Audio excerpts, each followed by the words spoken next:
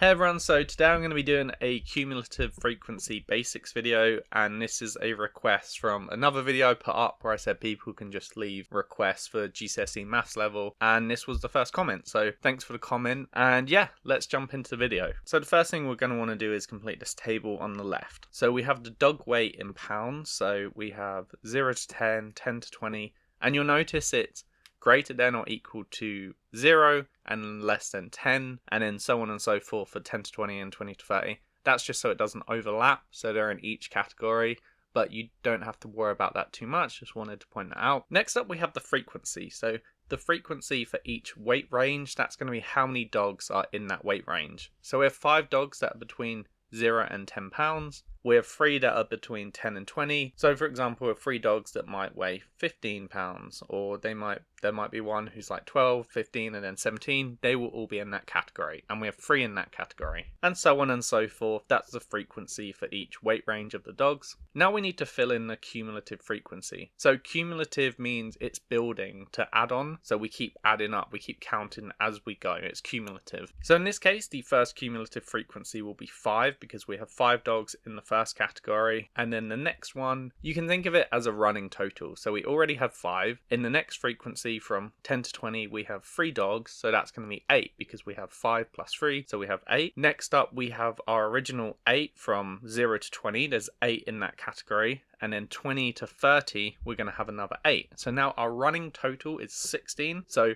that includes every dog from 0 to 30 in terms of weight. So hopefully that makes sense. You can just keep adding the frequency of the next category to the previous running total, and that's how you get the cumulative frequency. Okay, hopefully that's clear, hopefully it makes sense. So next up, let's plot the graph, and on my one, unfortunately, we have this weird graph paper, so instead of 5 blocks, it's 4, but, I've already done all the images, so I'm just going to run with it anyway. And in the exam, you will probably have clearly labeled numbers anyway, so it should all be labeled for you. It'll go up in the same amounts as the table, so you don't have to worry about that too much. You just have to know how to plot points on a graph, which is quite straightforward. So for example, with our first one, we have the dog weight, so of 0 to 10, and then our cumulative frequency is 5. So what we do is we take the top of that range, so we take 10, and that will be on our x-axis, and then our cumulative frequency will be 5.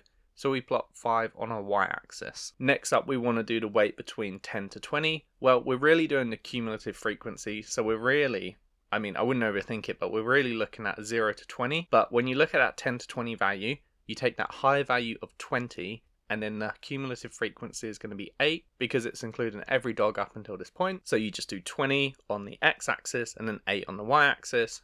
Same for 20 to 30, so you'll use 30 on the x-axis. The cumulative frequency is going to be 16, and that's on the y-axis. And then you just keep going and plotting the rest of the points. So when it's done, my one will look something like this. This is some software I use to plot mine. Unfortunately, it doesn't have a curved line, but this is what it would be if you do it as a straight line, but you should draw it curved. So you want to match it like this, but you want to have it more of a curved line. So for example, it should look a bit more like this. See, curves up from the bottom, then curves around at the top, bit like an S. So this will obviously be a lot easier to do, by hand. I'm currently doing this on a laptop, so I can't draw it like that, or I tried to, but it didn't work. So that's how you do it. You just plot the points. You try and draw that curved line, try to remember that shape. I would practice it a few times. And then from there, you can do things like the median, or you can do the upper quartile or lower quartile. For example, you could be like, okay, well, let's look at the lower quartile of dogs, like the 25% of dogs. What kind of weight is that? And, stuff like that. But this is just the basics. So hopefully that makes sense. Hopefully it was clear. If you have any comments or questions, you can drop them down below, and I hope it helped.